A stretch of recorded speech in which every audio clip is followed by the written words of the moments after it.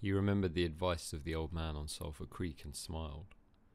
The man had been very serious when he said that no man should travel alone in that country after 50 below zero. Well, here he was. He had had the accident, he was alone, and he had saved himself. Those old men were rather womanish, he thought. All a man must do was to keep his head, and he was all right. Any man who was a man could travel alone. But it was surprising, the rapidity with which his face and nose were freezing. And he had not thought his fingers could lose their feeling in so short a time. And without feeling they were, because he found it very difficult to make them move together to grasp a stick. They seemed far from his body and from him. When he touched a stick, he had to look to see whether or not he was holding it. All of which mattered little. There was the fire, promising life with every dancing flame. He started to untie his moccasins. They were coated with ice. The thick socks were like iron almost to the knees. The moccasin strings were like ropes of steel. For a moment he pulled them with his unfeeling fingers, then, realizing the foolishness of it, he grasped the knife. But before he could cut the strings it happened. It was his own fault, or instead his mistake. He should not have built the fire under the pine tree. He should have built it in an open space, but it had been easier to pull the sticks from the bushes and drop them directly on the fire. Now the tree under which he had done this carried a weight of snow on its branches. No wind had been blowing for weeks, and each branch was heavy with snow. Each time he pulled a stick, he shook the tree slightly. There had been just enough movement to cause the awful thing to happen. High up in the tree, one branch dropped its load of snow. This fell on the branches beneath. This process continued, spreading throughout the whole tree. The snow fell without warning upon the man and the fire was dead. Where it had burnt was a pile of fresh snow. The man was shocked. It was like hearing his own judgment of death. For a moment he sat and stared at the spot where the fire had been. Then he grew very calm. Perhaps the old man on Sulphur Creek was right. If he had a companion on the trail, he would be in no danger now. The companion could have built the fire. Now he must build the fire again, and this second time he must not fail. Even if he succeeded, he would be likely to lose some toes. His feet must be badly frozen by now, and there would be some time before the second fire was ready. Such were his thoughts, but he did not sit and think them. He was busy all the time they were passing through his mind. He made a new foundation for a fire, this time in the open space where no tree would be above it. Next he gathered dry grasses and tiny sticks. He could not bring his fingers together to pull them out of the ground, but he was able to gather them by the handful. In this way he also got many pieces that were undesirable, but it was the best he could do. He worked carefully, even collecting an armful of the larger branches to be used later when the fire gathered strength.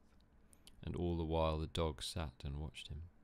There was an anxious look in its eyes, because it depended upon him as the fire provider, and the fire was slow in coming. When all was ready, the man reached in his pocket for a second piece of tree bark.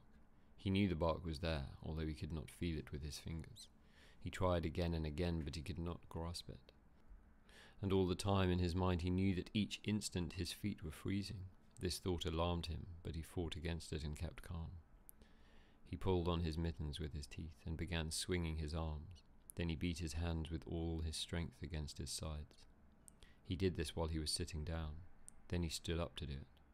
All the while the dog sat in the snow, its tail curled warmly over its feet, and its sharp wolf ears bent forward as it looked at the man. And the man, as he waved his arms and hands, looked with longing at the creature that was warm and secure in the covering provided by nature. After a time he began to notice some feeling in his beaten fingers. The feeling grew stronger until it became very painful, but the man welcomed the pain. He pulled the mitten from his right hand and grasped the tree bark from his pocket. The bare fingers were quickly numb again. Next he brought out his pack of matches, but the awful cold had already driven the life out of his fingers. In his efforts to separate one match from the others, the whole pack fell in the snow. He tried to pick it out of the snow, but failed. The dead fingers could neither touch nor hold. Now he was very careful. He drove the thought of his freezing feet and nose and face from his mind. He devoted his whole soul to picking up the matches.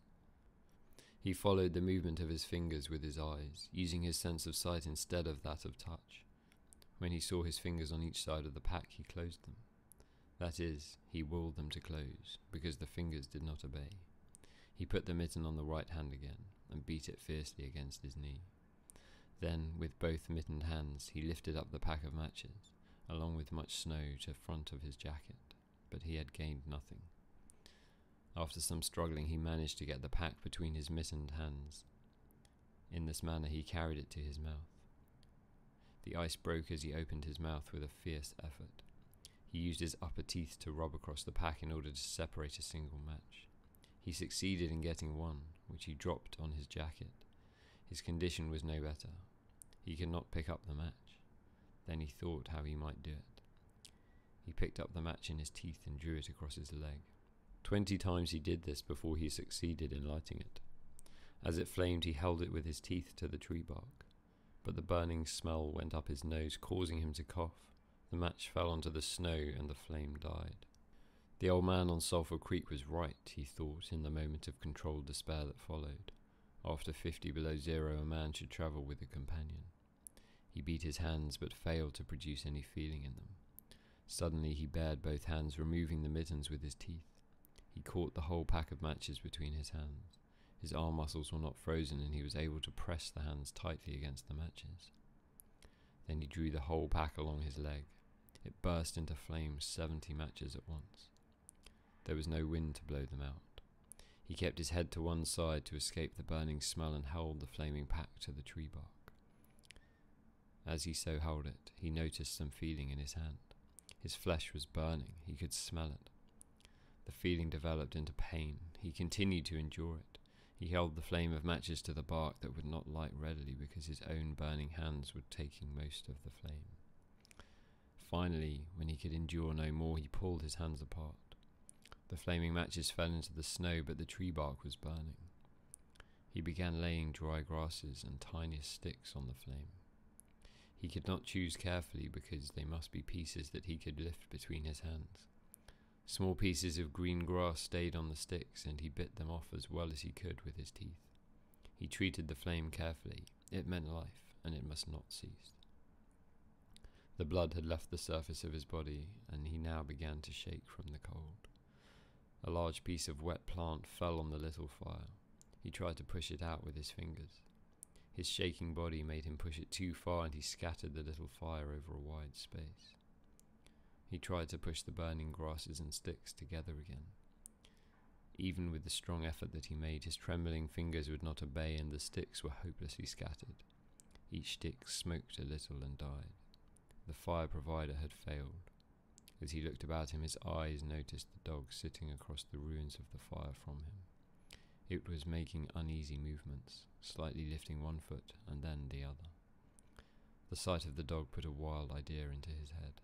He remembered the story of the man caught in a storm who killed an animal to shelter himself inside the dead body, and thus was saved. He would kill the dog and bury his hands in the warm body until feeling returned to them. Then he could build another fire. He spoke to the dog, calling it to him, but in his voice was a strange note of fear that frightened the animal. It had never known the man to speak in such a tone before. Something was wrong, and it sensed danger. It knew not what danger, but somewhere in its brain arose a fear of the man. It flattened its ears at the sound of the man's voice. Its uneasy movements and the liftings of its feet became more noticeable. But it would not come to the man. He got down on his hands and knees and went toward the dog. But this unusual position again excited fear, and the animal moved away. The man sat in the snow for a moment and struggled for calmness. Then he pulled on his mittens, using his teeth, and then stood on his feet. He glanced down to assure himself that he was really standing, because lack of feeling in his feet gave him no relation to the earth. His position, however, removed the fear from the dog's mind. When he commanded the dog with his usual voice, the dog obeyed and came to him. As it came within his reach, the man lost control. His arms stretched out to hold the dog, and he experienced real surprise when he discovered that his hands could not grasp. There was neither bend nor feeling in the fingers. He had forgotten for the moment that they were frozen and that they were freezing more and more. It happened quickly, and before the animal could escape, he encircled its body with his arms. He sat down in the snow and in this fashion held the dog while it barked and struggled. But it was all he could do, hold its body encircled in his arms and sit there. He realized that he could not kill the dog. There was no way to do it. With his frozen hands he could neither draw nor hold his knife, nor could he grasp the dog around the throat. He freed it and it dashed wildly away, still barking. It stopped 40 feet away and observed him curiously with ears sharply bent forward. The man looked down at his hands to locate them and found them hanging on the ends of his arms. He thought it curious that it was necessary to use his eyes to discover where his hands were. He began waving his arms, beating the mittened hands against his sides. He did this for 5 minutes. His heart produced enough blood to stop his shaking, but no feeling was created in his hands. A certain fear of death came upon him. He realized that it was no longer a mere problem of freezing his fingers and toes, or of losing his hands and feet. Now it was a problem of life and death, with the circumstances against him. The fear made him lose control of himself, and he turned and ran along the creek bed on the old trail. The dog joined him and followed closely behind. The man ran blindly in fear such as he had never known in his life. Slowly, as he struggled through the snow, he began to see things again. The banks of the creek, the bare trees and the sky. The running made him feel better. He did not shake any more. Maybe, if he continued to run, his feet would stop freezing. Maybe if he ran far enough, he would find the camp and the boys. Without doubt, he would lose some fingers and toes and some of his face. But the boys would take care of him and save the rest of him when he got there. And at that time, there was another thought in his mind that said he would never get to camp and the boys. It told him that it was too many miles away, that the freezing had too great a start, and that he would soon be dead. He pushed this thought to the back of his mind and refused to consider it. Sometimes it came forward and demanded to be heard, but he pushed it away and tried to think of other things. It seemed strange to him that he could run on feet so frozen that he could not feel them when they struck the earth and took the weight of his body. He seemed to be flying along above the surface and to have no connection with the earth. His idea of running until he arrived at camp and the boys presented one problem. He lacked the endurance. Several times he caught himself as he was falling. Finally he dropped to the ground, unable to stop his fall. When he tried to rise, he failed. He must sit and rest, he decided. Next time he would merely walk and keep going. As he sat and regained his breath, he noted that he was feeling warm and comfortable. He was not shaking, and it even seemed that a warm glow had come to his body. And yet when he touched his nose or face, there was no feeling. Running would not bring them to life, nor would it help his hands and feet. Then the thought came to him that the frozen portions of his body must be increasing. He tried to keep this thought out of his mind and to forget it. He knew that such thoughts caused a feeling of fright in him, and he was afraid of such feelings. But the thought returned and continued until he could picture his body totally frozen. This was too much, and again he ran wildly along the trail. Once he slowed to a walk, but thought that the freezing of his body was increasing made him run again. And all the time the dog ran with him at his heels. When he fell a second time, the dog curled its tail over its feet and sat in front of him, facing him, curiously eager. The warmth and security of the animal angered him. He cursed it until it flattened its ears. This time shaking because of the cold began more quickly. He was losing his battle with the frost.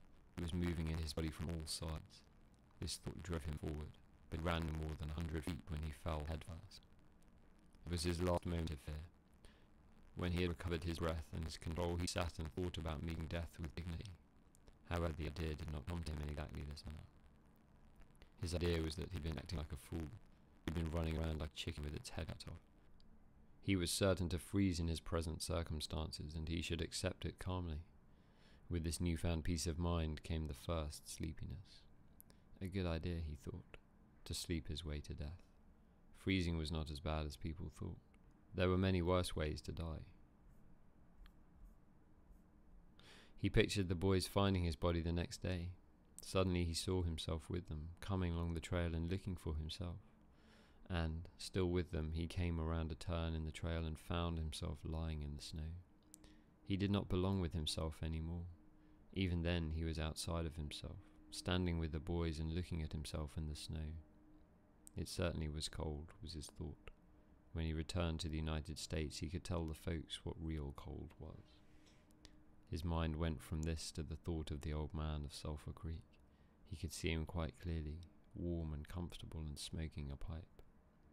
"You were right, old fellow, you were right," he murmured to the old man of Sulphur Creek. Then the man dropped into what seemed to him the most comfortable and satisfying sleep he had ever known. The dog sat facing him and waiting. The brief day ended in a long evening. There were no signs of a fire to be made. Never in the dog's experience had it known a man to sit like that in the snow and make no fire. As the evening grew darker, its eager longing for the fire mastered it. With much lifting of its feet, it cried softly. Then it flattened its ears, expecting the man's curse, but the man remained silent. Later the dog howled loudly, and still later it moved close to the man and caught the smell of death. This made the animal back away. A little longer it delayed, howling under the stars that leapt and danced and shone brightly in the cold sky. Then it turned and ran along the trail toward the camp it knew, where there were the other food providers and fire providers. And that was the end of To Build a Fire by Jack London.